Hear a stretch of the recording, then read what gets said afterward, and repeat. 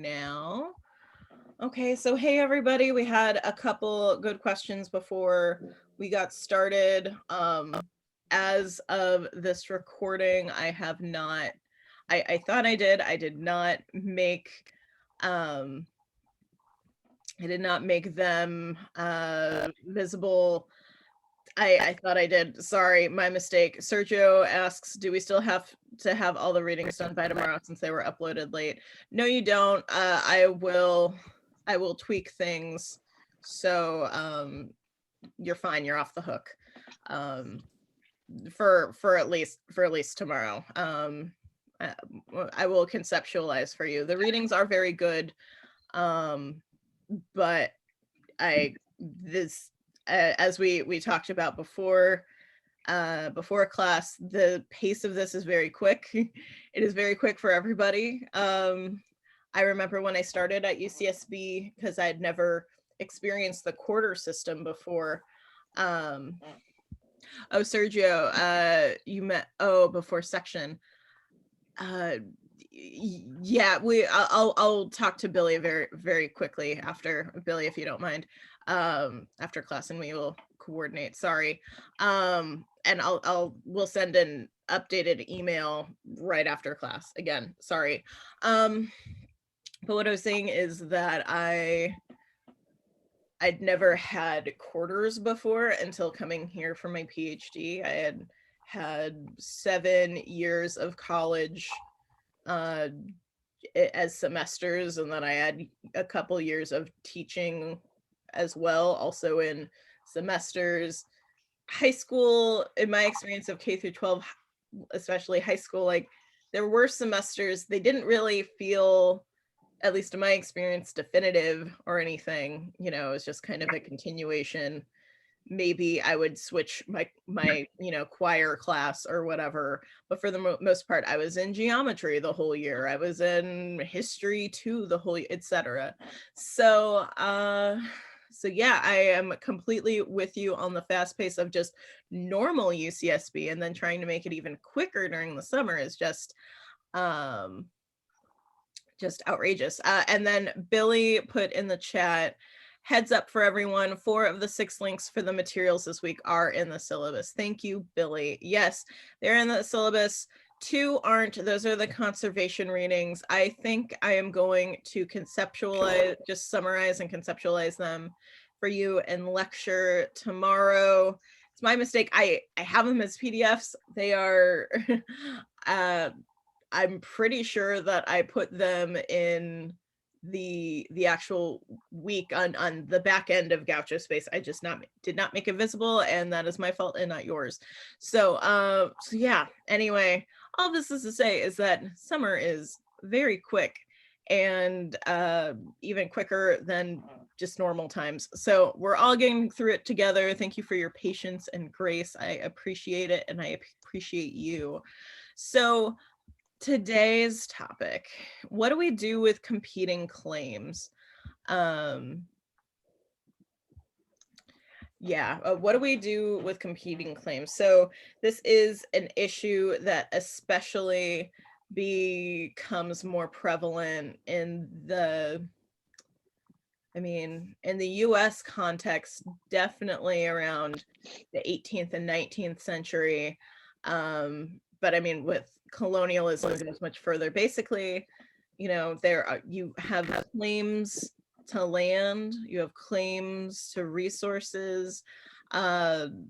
We could go into the deep philosophy of where those impulses come from.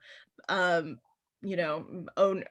of the land, and of course this is a very Western conception, but for the most part, there is something going on in the chat and I am getting distracted. But for the most part, in the in the global Western tradition, there has, at least since the 12th century, been a sense of ownership, a sense of claims to the land, ownership of the land.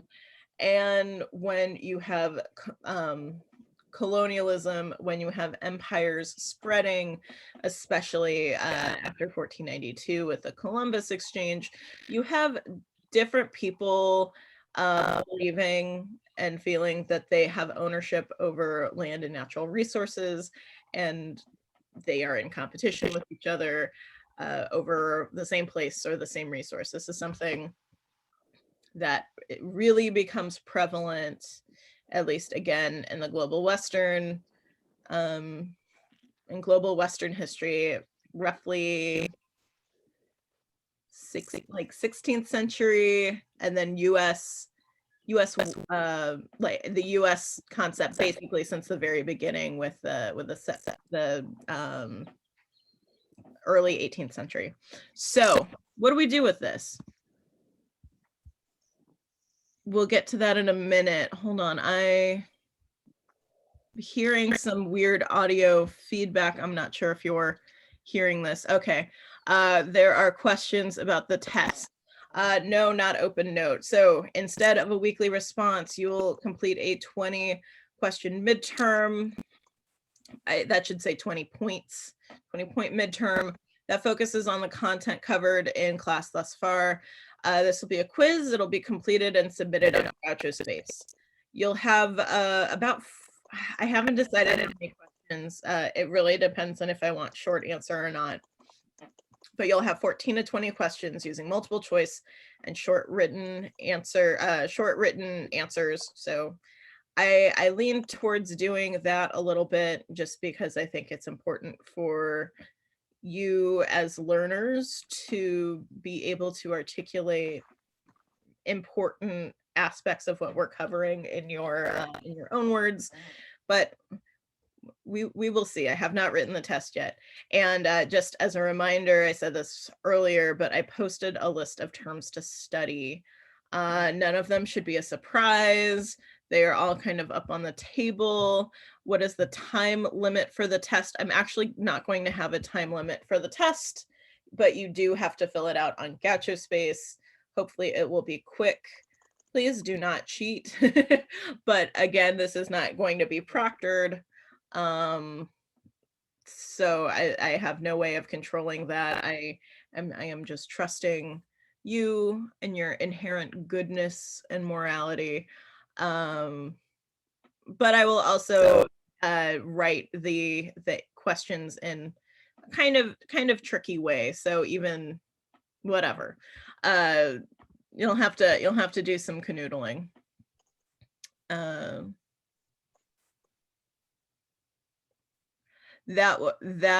Okay, a question in the chat. Syllabus says there was a written assignment due tonight. No, that was a mistake from when I adapted this syllabus from last year. Just ignore that. You always have things due. You always have things due on Thursday or Friday, always end of the week. Do not worry about that. Okay, any questions about midterm so far? Questions, comments, concerns, provocation, screams in the middle of the night.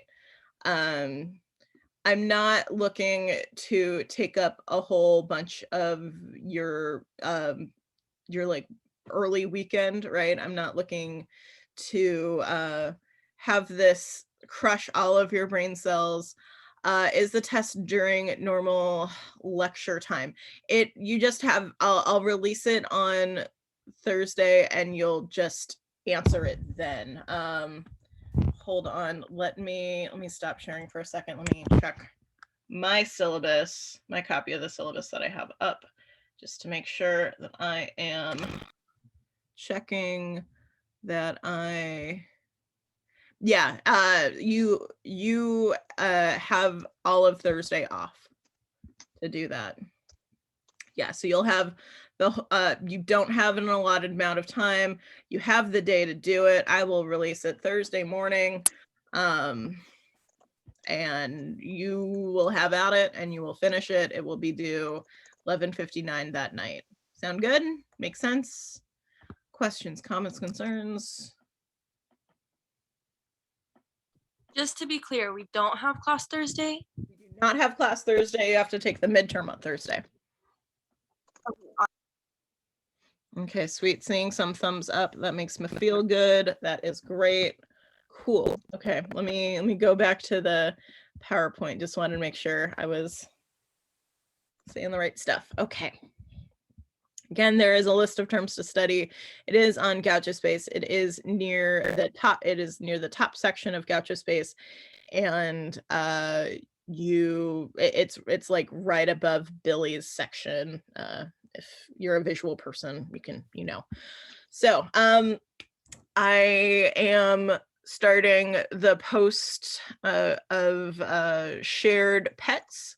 We have a couple in our GouchoSpace forum. I asked if anybody wants to share pictures of their pets. I will include them in the PowerPoint and give them a lot of praise. So this is Puppy and Josie. And when I initially saw this picture, I thought I didn't realize I didn't see that green right there. I just saw the trees and like, oh my God, it's so picturesque. How did you get that picture? Oh my God.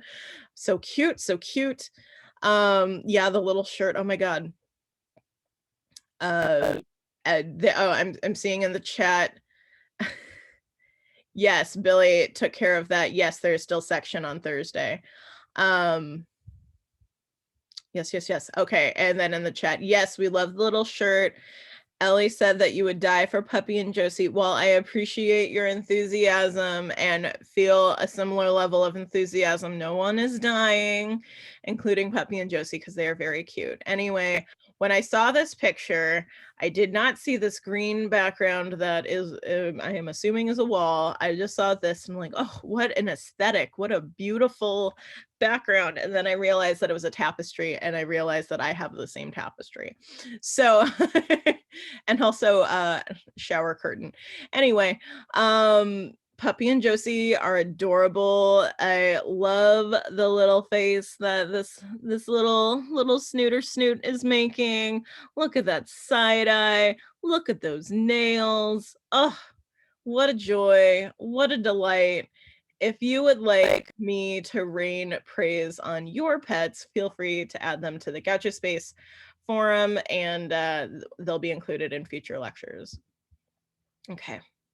We have some recapping to do, considering that while you had lecture last week, it was all recorded. It was all asynchronous. So I just want to make sure that we're, on the same path. So again, I've said this a few times. I'm gonna say it again. The environment is Stacy. I think you need to mute yourself because I'm getting feedback. It says that you're talking sometimes. Sorry, don't mean to call you out. I'm so sorry. I forgot today. Oh, no. That's fine. It's just because I was just hearing a little bit. Okay. Thank you. Okay. So I've said it a few times. The environment is a massive, complex system of systems. And in order to study it, environmental studies is necessarily interdisciplinary. So that means that we're using 2 or more disciplines to do research. When we're doing research, we need to make sure that we're using sources that are responsible, verifiable, not just something that somebody made up. So we need to make sure that we're using empirical data, reliable knowledge, that comes from observations, tests that are reproducible, experiments that can happen in, similar situations. And all of these confirm the truth or rational justification of something that science calls a hypothesis. So a hypothesis is true if it corresponds to the way the world is. In science, or in science studies, we call this reliable knowledge about the natural world. That's the way the world is. It is rationally warranted if a body of evidence and inference, so the act of judging evidence based on known facts or related evidence, has been provided in support of it. So hopefully you you saw the flat earth video.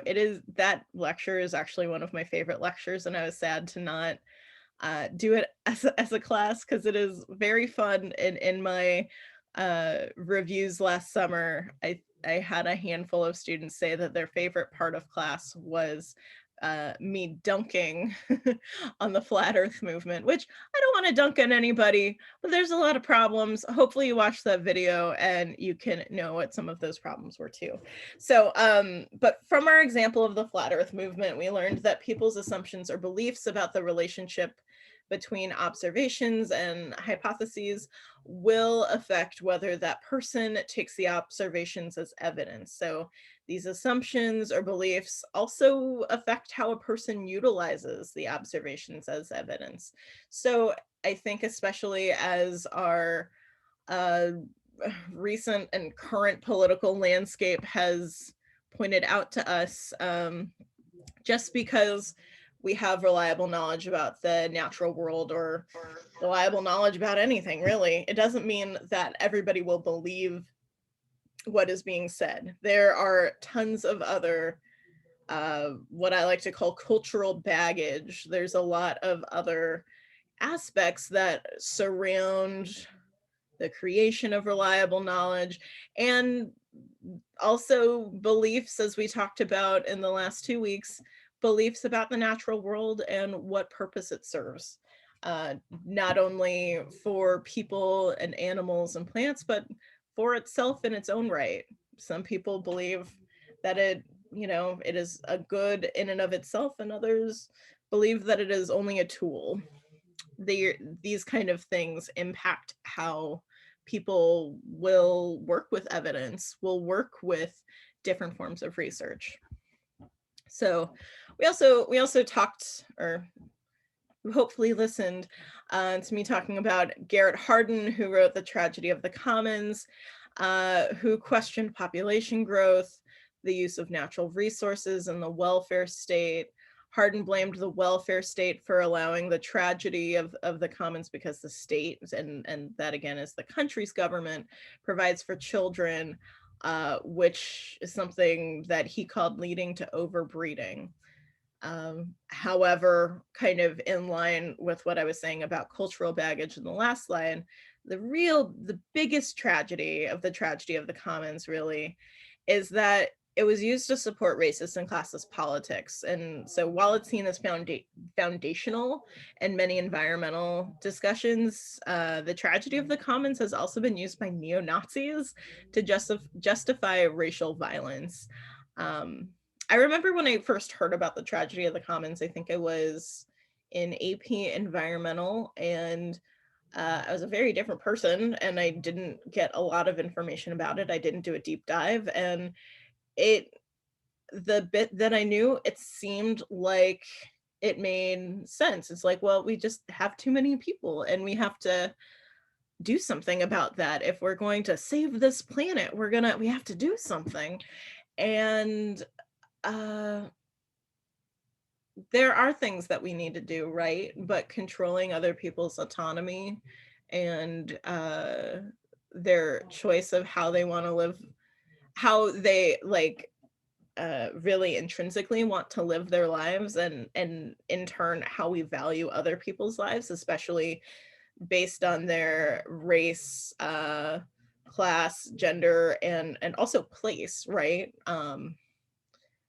Like nation, or whatever nation or area or colony or anything that people come from, like we shouldn't be judging people and their worth based on those classifications. We should just, and I personally try to avoid shoulds with a lot of things, universal shoulds, but caring and not controlling other people based on those aspects, I think is a really, really important thing.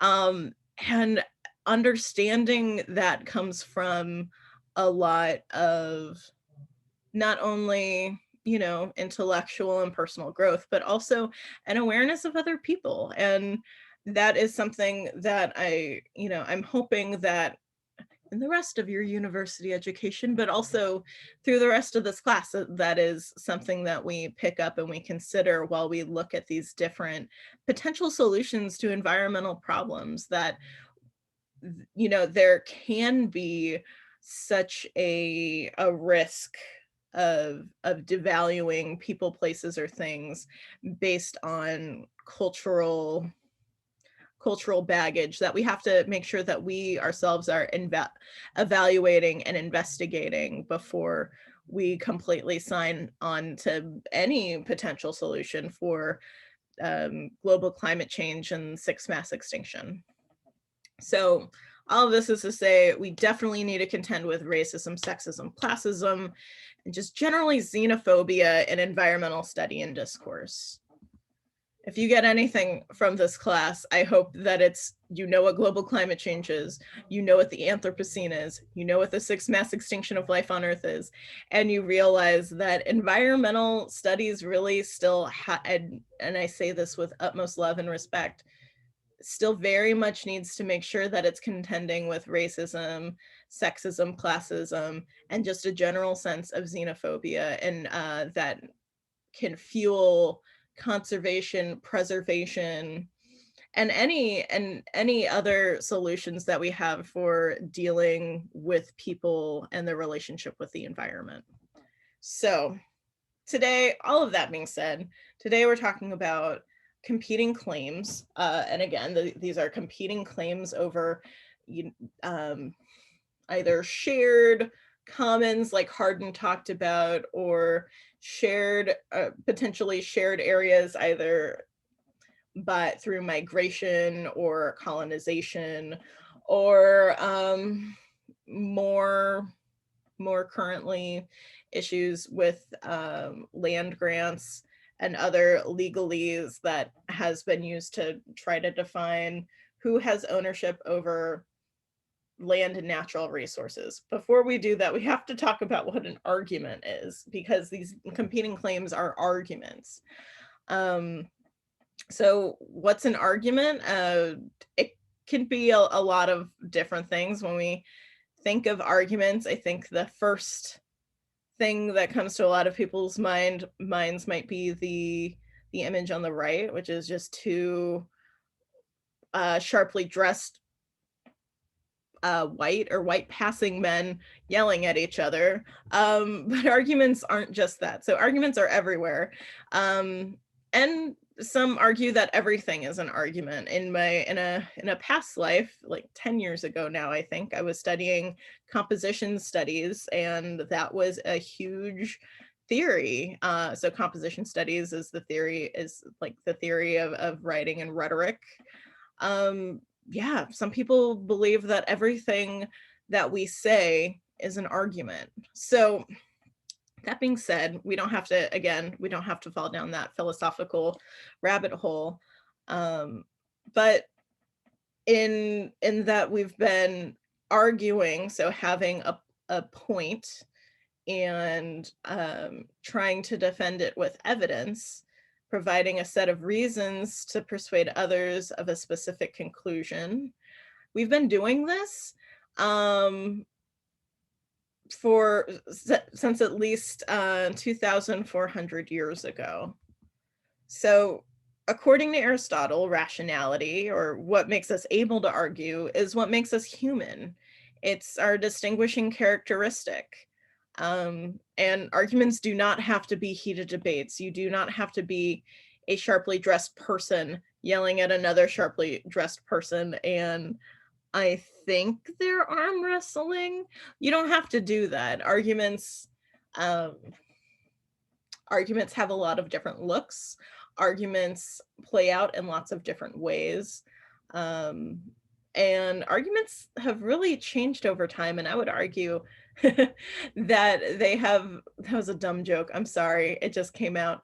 But I would argue that arguments have become increasingly more complicated as our geopolitical landscape has become, and also following that legal landscape has become more complicated. So how do we argue? So we have to consider that while there are many sides of us, so think of Kimberly Crenshaw's concept of intersectionality. There are three major parts that hold sway in how how humans process information. So how they infer, and this comes from Aristotle's belief that humans have something called a tripartite soul. So what is the tripartite soul? It is the brain, which is rational and logical, the heart that is spirited and emotional, and the gut. So the very core of you, and also literally your stomach, which is appetitive and deals with physical desires. So by taking into account these different parts and considering how the audience relates to the topic in regards to those parts, we can make some pretty strong arguments. But when we're doing that, we need to make sure that we have an actual good, clear, and concise argument. So the art of the argument. Your beliefs have to be backed up by beliefs that actually build off of each other. So these are known as premises. The most common and a lot of times most useful kinds of argument can be deductive. So your premises are all true, but put together in a meaningful way that proves your conclusion. And really, you just have to, in this case at least, you have to make sure that all of your premises are true and that their truth is related to proving your conclusion, what you're trying to convince your audience of. So here's an example. Here's true premises and a false conclusion, and then we'll deal with false premise and true conclusion. So when you're dealing with true premises, could be premise 1, Nikki is a human. Premise 2, humans breathe air. Premise 3, cats breathe air. Conclusion, Nikki is a cat. So while it would be very awesome, it's not true. Premise 3 does not build off premise 2 in a clear way, and this makes the conclusion false. Though it would be pretty cool to be a cat, don't get me wrong. Another example of a faulty or bad argument would be if you have a false premise but still a true conclusion. So, well, this is kind of a true conclusion. I'm still working on it, but premise 1, Nikki is a human. Premise 2, humans have legs. Premise 3, legs can roller skate. And then the conclusion is Nikki can roller skate. So while I can, okay, I'm working on it. I've made progress. I can, as of this morning, roller skate. Not all humans have legs, and not all legs can roller skate. So if you have bad premises, it makes your argument invalid. So even though it's technically true that that I can roller skate, and it is true that I'm human, these things are not universally true, which can make your argument invalid. So what do I mean by validity? An argument is valid if it is used in a way that makes it impossible for the premises to be true and the conclusion to be false, or vice versa. So validity does not require the truth of all premises. The premises need to be able to follow one another. So think of building blocks on top of each other.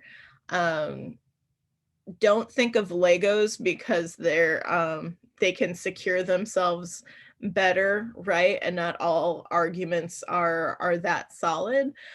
Think about them instead as building blocks that you really want to make sure that they're well footed, well placed, because if they aren't, then they'll lead to a conclusion that your audience, whether it's me or another instructor when you're writing a paper, or in the case of land claims, when different plaintiffs go to court, or plaintiffs and defendants go to court, you want to make sure that you're making a strong enough case for whatever you are arguing. because depending on what you're arguing, there are real real consequences. It isn't all about roller skating and me potentially being a cat. Like, it can be access to resources, which means like access to continual community and life, access to comfort, access to care, which we'll get into. We'll get into a bit more with our example for today. So, for example, again, hoping that you watched the Flat Earth video, Mark Sargent argues that the world is a stage controlled by people in power. His second premise is that people in power are in cahoots, so working together with scientists who want to ensure everyone sees the world in the same way. And because of that, the Earth is flat. These are well, some of these things are arguably true depending on the context. Again, these are not universal premises. They don't follow, the conclusion doesn't clearly follow these two premises, and that is just part of the reason why the flat earth theory as seen in the video is false.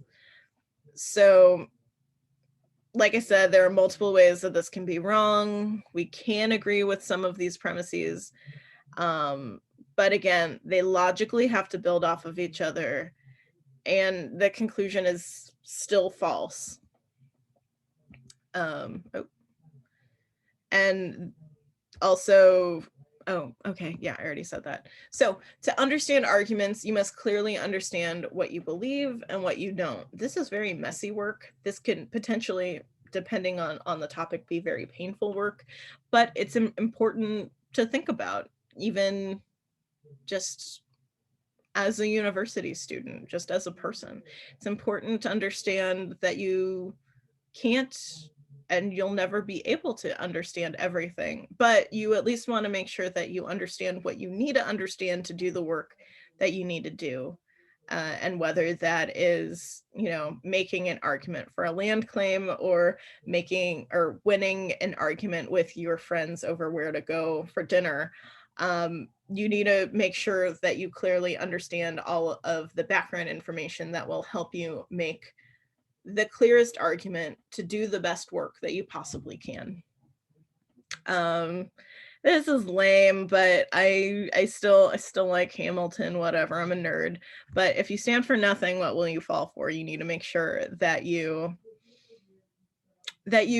lay out what you believe in when you're making your arguments, and you use them to your best advantage to make sure that you're supporting ultimately what you want to support. So to do that, you have to consider a lot of evidence, and also where it came from, and how that evidence gels, how that evidence works with the other things you believe. And honestly, this is messy and lifelong work. You're not going to figure that out today. You're not going to figure that out by the end of this quarter, especially because it's so fast. And you're certainly also not going to figure it out by the time you graduate. Sorry. I've been in, I think I've been in higher education now for about, has it been half my life? No, I'm not that old. Wait. I've been here for a while, friends. And I have to say that you, regardless of what you're going to do, you're going to be working with a lot of information, especially because we live in the 21st century with so much out there that you have to make sure that you're constantly considering what kind of evidence, what kind of resources are being brought to you, so you can accurately and adequately work through them and take care of all of the arguments that you have in your life. And hopefully, especially because you're taking this class and it seems like most of you are are interested in caring for the environment, like this is work that you're going to be doing a lot of, especially if you pursue this in a career sense, in a long-term sense, whether it's career, activism, anything. You're always going to be dealing with arguments, and you're always going to be thinking about how, well, hopefully you're thinking about where information's coming from, how are other arguments being formed, and how can you, especially in our misinformation age, work towards finding a sense of agreement or helping others understand information that is coming out, especially about global climate change and our mass extinction. And this all, I'm sorry to be a little bit of a Debbie Downer, but this becomes even more complicated because unfortunately, not everyone sees the world the way you do. And that is something that is really hard to contend with, but here we are. So because of this, there's something called cognitive dissonance. This, depending on the intellectual background, this can actually, if you're in psychology or sociology, this can mean something that's slightly different, but cognitive dissonance is basically mental disagreements, the ability to, how to say, the lack of ability to find agreement.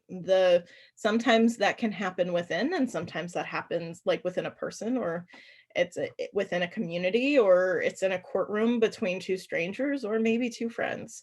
But you have these clashes of ideas and understandings of how the world should work. So we see this especially in environmental studies, whether you're, doing more of the humanities or you're doing more of the science aspects. We deal with this with competing claims. So there can be competing claims on natural resources because there are so many commons in our complex system of systems that have multiple use. And then this, of course, is made more complicated by cultural aspects that we bring into our ecosystems, like racism, classism, sexism, capitalism, and especially settler colonialism. So very quickly, settler colonialism is a form of colonialism that seeks to replace the original population of the colonized. So when I say colonized, I mean taken over, stolen, usually violently, by a new group, and these new groups are known as settlers. So here's an example of a poster from circa 1897 around the Dawes Act, which allowed the US president to subdivide something called Indian Territory. So you can see here, Indian land for sale, get a home of your own, easy payments, perfect title, possession within 30 days, fine lands in the West to do whatever the hell you want to it. Doesn't matter what what you want to do. It could be irrigation, grazing, agriculture, dry farming, whatever you want. It doesn't matter if it was somebody else's living room. You can just take it. And I don't mean to make it as a joke, right? I'm doing a little bit of a dramatization to hopefully make this a little bit more sticky in your brain. But this is a really painful process. This is a really hard, sometimes life-ending, many argue genocidal, or at least ecocidal, so a killing of natural resources that a culture needs to survive, act. The taking away of one's land, especially ancestral land, depending on the group, because there are many groups that have their religion and their souls and their ancestors and themselves tied into different natural resources. This is an act of killing. So these are definitely things to consider when we think about competing claims. Another example, whenever I talk about settler colonialism, I do have to acknowledge that UCSB is on land that the Chumash have lived on for at least 12,000 years. The Chumash believe that the area surrounding Henley Gate used to be a gateway between this world and their spirit world. And it is now where lots of settlers take graduation pictures. And I say that last part not as a point of shade, but more as a kind of awareness. Whenever I am on the social internet around May and June, I see a lot of graduation pictures. A lot of them are right here. It's like advertisements for photographers to take your picture right there. And yeah, and it's like picturesque and it is beautiful, but it's also stolen land. The whole university is on stolen land. The different departments, I should say, not the university, different departments in the university are trying to find ways to navigate that legacy that we find ourselves in, try to have a sense of community with the communities that were dispossessed and displaced of land. But it's not easy work. It isn't clear cut how that should look, what that should be, because there's no way to undo this. There's no way to bring back the dead or bring back a sense of traditional ownership in the way that it was before. We can't erase the past, but we can find new ways to continue into the future. When thinking of Indigenous studies, when thinking of ways to combat settler colonialism, a lot of Indigenous scholars talk about Indigenous futurity. So thinking about the power and the responsibility of present Indigenous folks and any allies that they can have to work towards bringing the different Indigenous groups into the future and doing so in a way that is equitable, kind, caring, and one based heavily in a community of respect. So this is my spiel about settler colonialism. I think it's very important when we're talking about competing claims because settler colonialism plays such a large role in many conflicts, especially in land use. So these claims tend to leave the poor, and by poor I mean lacking material or social resources, leaving them to be in the most vulnerable to adverse outcomes of, competing claims. A major challenge for science and policy is to progress from facilitating univocal use to guiding stakeholders, so members of the community, and dealing with potentially conflicting uses of natural resources. So this is going from, one person or one idea kind of leading how one aspect, whether it's land or a resource, should be used, to considering the broader claims, the broader stakes that different members of the community and depending on the resource, different communities may have for a specific place or resource. So let's do a case study. It's actually really near and dear to my heart and my research, which is the Yurok and Chinook salmon on the Klamath River between California and Oregon. So we can see it here, winding through. I was actually right here just 2 days ago, but we can see it here. There's multiple hydraulic dams. There used to be 7, now there's 4. They're in the process of trying to take them out because the damming, which was used to both create power for the more rural central California, northern central California area, as well as getting water to have farming here. This is usually just a rangeland. You only have native grasses, but using this water to instead make a rangeland into an agricultural land takes a lot of water. Whenever or if you ever drive on the 5 freeway through the state of California, you'll know what I mean.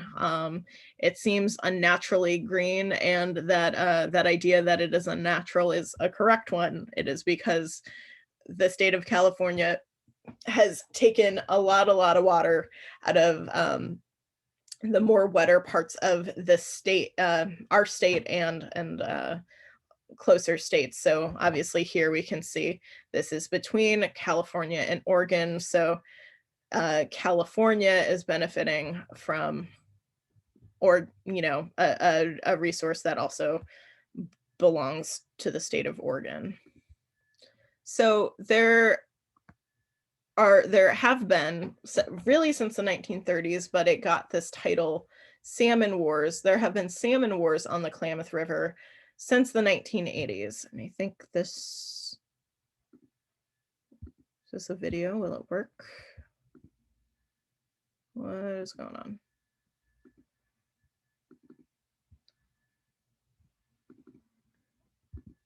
Hold on, sorry. Wanna make sure this is working. My apologies. Okay. Why?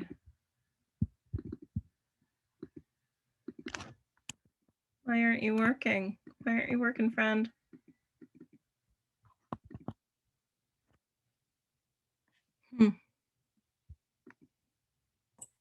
I think you might have to hit enable content up in the top right. Look at you being smart. Thank you, Billy. Yeah. We'll see if it actually works, but I mean, yeah. Yes, thank you, Billy. Okay. So here's an introduction. And the sticks will actually heat up really hot right here. You don't have to, okay, yeah, it starts right here. Anthony Bourdain should be here trying this. Man, right off the stick. There's nothing better. Try a piece. So this is Yurok people eating salmon. Salmon is as essential to the Yurok people as the air they breathe. In the 1930s, the state of California asserted its jurisdiction on the river and closed the river for Indian gillnet fishing. That didn't prohibit my family, who believed that we have that right to fish, that inherent right to fish. And so my uncles kept fishing, but they fished at night and they continued to fish. And eventually they did get caught, and that resulted in the Supreme Court case that reaffirmed our rights in 1976. I started out when I was 12 years old with me and my brother. We was fishing, and they was chasing us around every night. We'd go up the river and fish, and we'd come down and just had them all confused, you know. But my brother says, I'm tired of this. I said, I am too. The game wardens came up that day and picked our nets up. So we sat in there, and they says, well, whose nets was they? Everybody looked at us. Nobody wanted to claim them. I said, well, I ain't going to let my net gone. I said, I claim all 5 of them. The theme of the day here was can an Indian and save a salmon. And so there was a lot of animosity because there were a lot of fishermen that were here on the river. And so when we started to fish with nets, they were very unhappy because they had claimed ownership to the river at that point. Because he was the one who took that court case, he was a target. So they would stop him all the time. He had his family in this, and they came in the middle of the night and they woke him up and got them all out of bed with their guns because they wanted to find fish at his house. You know, I mean, just the things that he's had to go through in his family because he stood up for our fishing rights. It's not okay. I didn't think something like the salmon wars could happen and nobody ever hear about it. It didn't seem right. It didn't seem fair. So we have 78 and we have 79. Something happened every day. It was constant, whether it was upriver, whether it was downriver. We're hearing the stories. At this point, we're frightened. We're afraid to ride in our cars alone. Whenever we plan a trip to the store, more than one person has to go. We're frightened. We're just scared all of the time. There was an elderly gentleman who had a birthday, and we took some time off from protesting, and we had salmon on the sticks down there. We had a nice fire. He'd brought his drum. There was probably an even 7 children, 7 women, 7 men kind of group that was together. And he was singing, had a beautiful singing voice. And right in the middle of the singing, this big flash came out the top of the mountain, up top of the hill up here. Because of that big flash, which was not normal, we knew something was going to happen. As soon as that happened, the cars headed on down the road. At the point that they stopped, little flashlights came on. There was over 200 little flashlights. When they hit the sandbar where we're at, they stop, and then they pull out their billy clubs. This is all they're doing and coming towards us. So you're thinking in your head, I'm going to die. We're all going to die. We're all going to die right here, and nobody will ever know the truth about the story. When they stopped, their boat started up in the river that we did not know were there. So we were surrounded. The elderly gentleman started drumming, and he started singing, and we all sang. We all sang, and we didn't know the song, but we all knew it all of a sudden. The children sang, everyone sang the song. It got louder and louder, and then they said, let's get the hell out of here. There was a fear of our spirituality, so they left. But what happened when they left, people had wet their pants, people had thrown up. You know, we were left, we were frightened. We were left frightened. Yes, they left us. When we walked from the beach, they took from us something that we never got back. As far as healing, how can you heal Indian country until you tell the truth? And maybe that's our responsibility. The story still has to be told. It didn't just happen, it's still happening. 78 and 79 for us, but look at other tribes who are still struggling. Look at us struggling over our river. That's today. You know, that is not your ancestors. This is today what's going on here.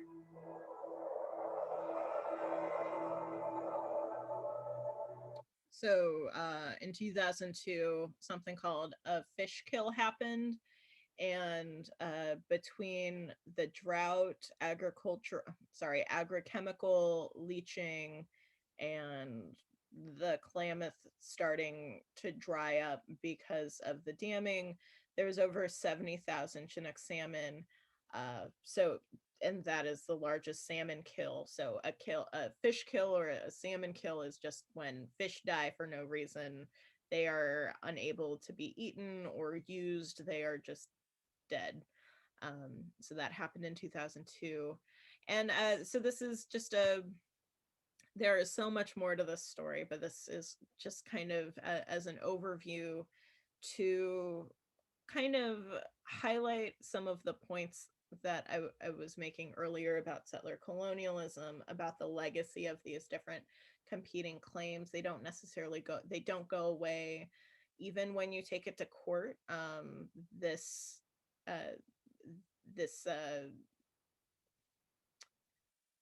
It isn't a competition, but I want to say that because there are competing claims, but the different claims made on the Klamath River and the fish in it and the other resources it provides too, right? It's also hydropower.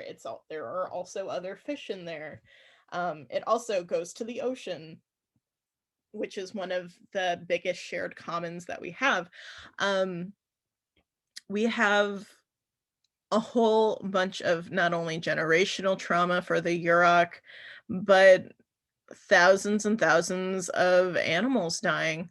Other things that I've read, other interviews that I've heard on this topic, that with the fish kill, there were also dozens of Yurok people who died as well. Some because they did not have access to their ancestral food, and others just out of sadness, out of a broken heart, basically. So this is to illustrate a recent and still ongoing, as of 2019, the Yurok tribe did give rights of personhood to the Klamath River to try to help their legal claim that they could use in court to defend the Klamath River and the different species in it. Nope, don't keep playing. So So a little more background information. The river is a central part of the Yurok religion and culture that they have not been fully able to practice since European settlement in the 1840s. So since then, the Yurok participated in local industry, including canning, logging, and fishing. In 1933, the state of California, gained control of the Klamath, which led to a 50-year-long battle that led to a Supreme Court case in 1986. And that's US Supreme Court, not California State Court, US Supreme Court in 1986, affirming their rights until local agencies placed what was called a moratorium on Yurok gillnet fishing. And so there was a ban on Yurok gillnet fishing, but the state of California allowed commercial fishing to continue the following year. So this led to different levels of local, state, and national officers harassing, attacking, arresting, also beating up different members of the Yurok tribe and policing their interactions with the river that was not only their home, their ancestral home of at least 13,000 years, but also their livelihood. The Yurok, especially since European invasion and settlement, have been sustaining themselves by eating the fish, but also sustaining themselves by selling the fish for doesn't let at least 50 or 60 miles. They would go at least 60 miles south, taking fish down to a town called Eureka and going up the Oregon coast selling salmon because they were really good at it. They knew how to prepare it. They knew how to prepare it in multiple ways that would make it possible to have fish be sold so far away in the 19th century. So that being said, Yurok protests also continue, and they are also dealing not just with wanting to have access to their river, which they, through a long legal battle, they were able to, but they're also now really focusing on industrial pollution, MRSA outbreaks, which happen almost annually, removing hydraulic dams that you saw on a couple slides ago on the map, and also more fish kills. So while the 2002 fish kill was the largest, it was not the only one that has happened. There have been a few since. So this is important. The claims that the Yurok make is tied to their cosmology and to their, which means their beliefs of how they understand the universe and how it works. So the Yuroks live at the center of a cosmos that's surrounded by the ocean and belted by the Klamath River. This also defines their geography and their cardinal directions. So how they understand directions in the Yurok tradition run upriver and downriver, which on a Mercator map, so on a map that the Global West uses, would run northeast to southwest. Here is a drawing by a geographer, a Berkeley geographer in the 1920s by the name of Waterman, drew of how the Yurok understood the world. So you can see here with the US names, Humboldt County, Del Norte County. Yes, it's Del Norte, not Del Norte. That is just how they say it. It's very strange. Siskiyou County, Trinity County. We see the river going through, and that is how they understand the world. Salmon are gifts from the gods. When the salmon return home to spawn every year, the Yurok had rules regarding where they could fish and when they could fish to ensure sustainably consistent numbers for years to come. So they were thinking ahead. They also make offerings to the gods through ceremonies requiring singing and speaking with the Nepowo, which is a salmon leader. So salmon, having access to salmon, not just to eat, but to fish and to connect with through fishing and through being on the water with them, are very important to the culture. They had different ways of connecting to the culture, especially after European invasion.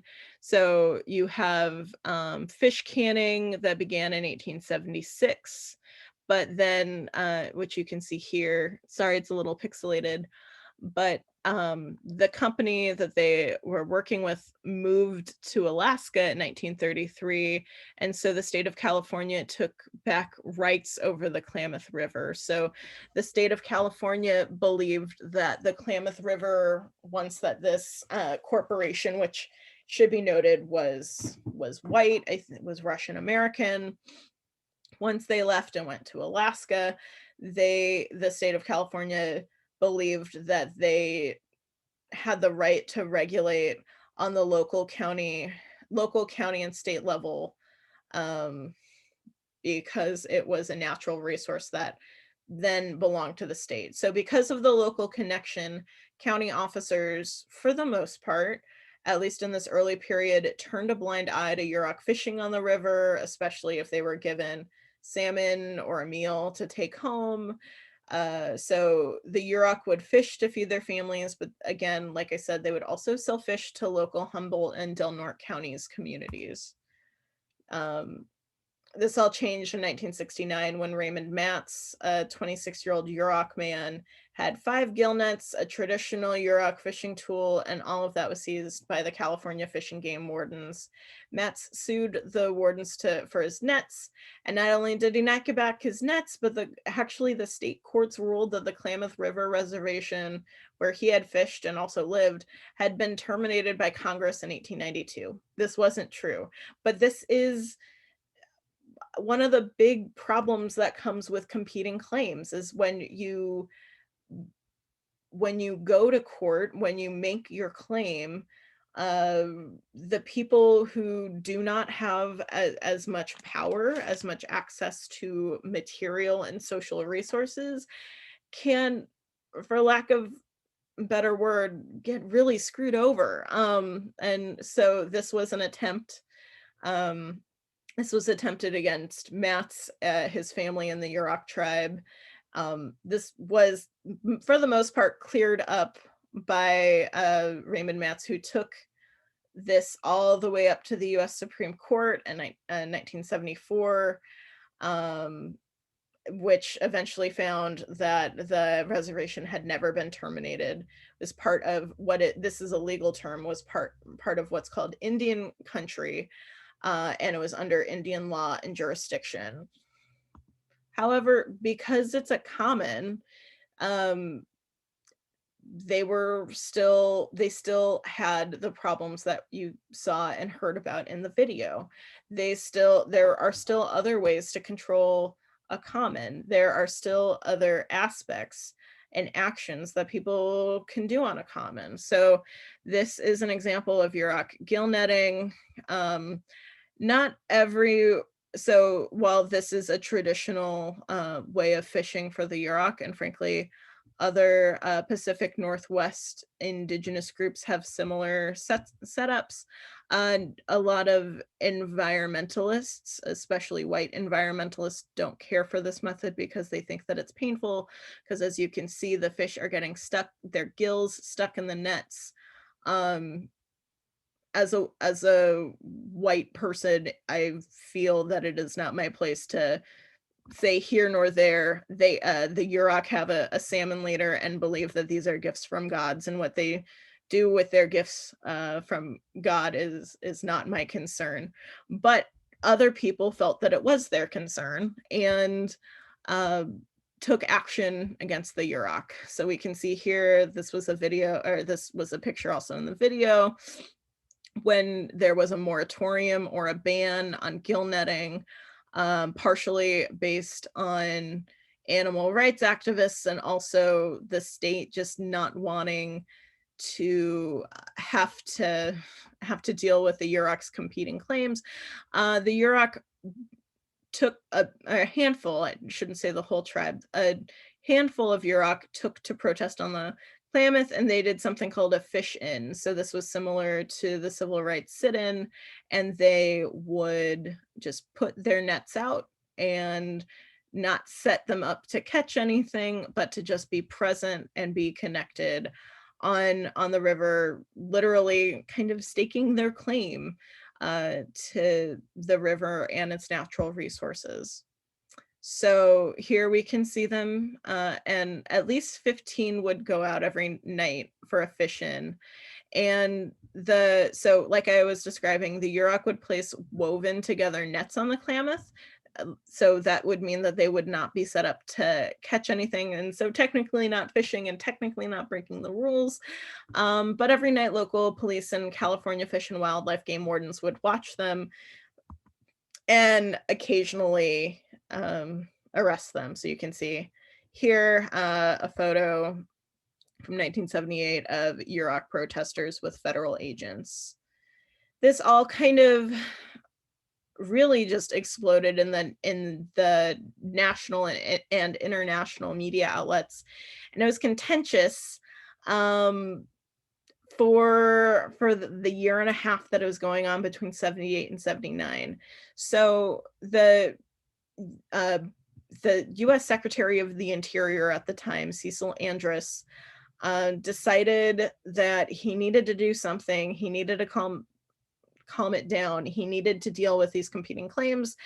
And he was the only person to do it. He was the only federal agent who had the power to lift the moratorium and work towards providing protections for both the Yurok's rights to fish on the river, and also potentially protect the Klamath River more holistically. There had been hydraulic dams and that began to be installed on the Klamath River by 1906. There was a lot of work to do besides just saving the ability to interact with the river in one way. So from the Yurok perspective, particularly the Matz family, they felt that Cecil Andrus was only really interested for a photo opportunity.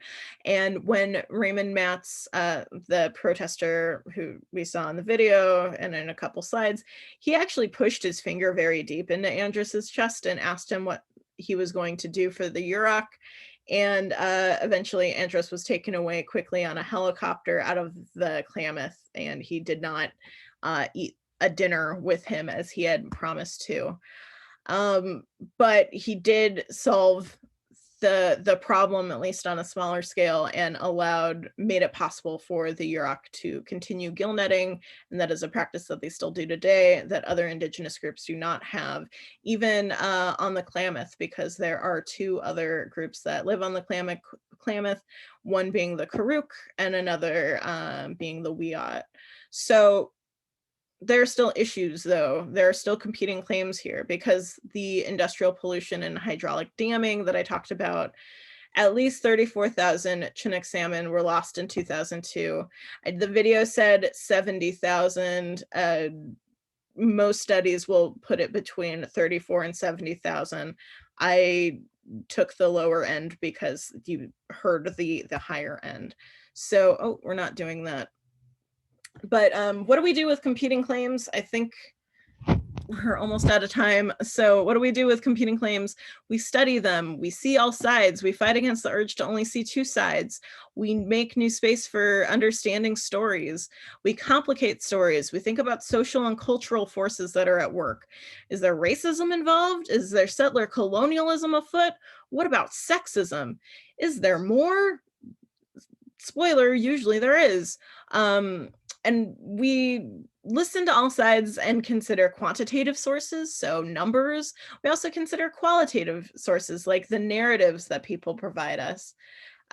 We see how all sides compare to our own understanding of facts, belief systems, and instincts. So brain, that should say heart and not hurt. I think it's kind of a weird Freudian slip that it says hurt instead, and gut.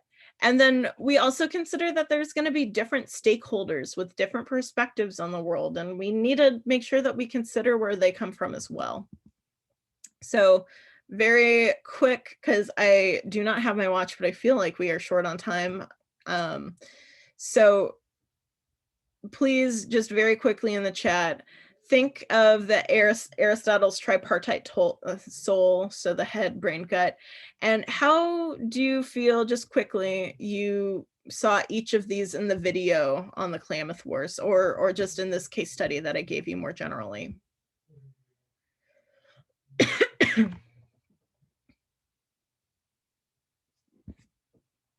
Just put it in the chat really quick.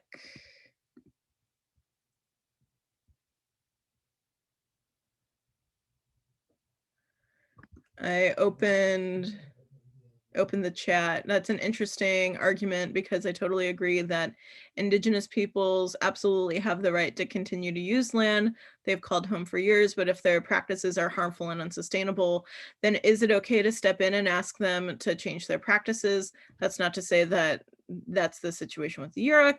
Yeah, Natalie, that is an awesome question that I don't have an answer for. And I think to answer that, it really depends on the specific context and of each situation, and maybe the situation has to be broken down even further to just, smaller aspects of the situation. But I think considering these different, we have to consider what the numbers actually are, like how big of a harm is it? Is it contributing vastly to global climate change, or is it polluting just one turn of a river? Are there ways to, solve around it? It really just depends. That is a great question, though. I'm also scrolling up. Oh yeah, we just hit time again, so sorry. Victoria had a question 40 minutes ago. Wouldn't the roller skate argument be valid that even though some premises are false, since validity doesn't require premises to be true? Oh man, asking the heavy hitting questions. I would need to check my philosophy book, if I'm being very honest. Did I not set them? Billy, what say you?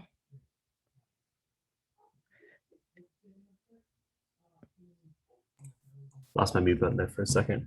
Yeah, I don't remember most of my philosophy training, to be honest. So I don't remember exactly how the validity and everything works. But I would say that you're, generally speaking, you want your premises to always be true, and it is not always true that humans have legs. So that is where I'm coming from. I would have to double check, but because it was just an example that I came up with quickly. But not all humans have legs, and not all legs can roller skate. Not everybody who has legs are capable of roller skating. I am still working out how to roller skate. It is very painful. Okay, I'm seeing answers come in. If you have any questions and if you want to stick around and talk, feel free to go. Otherwise, take care, and I will see you tomorrow. Have a great day. I'm going to stop recording.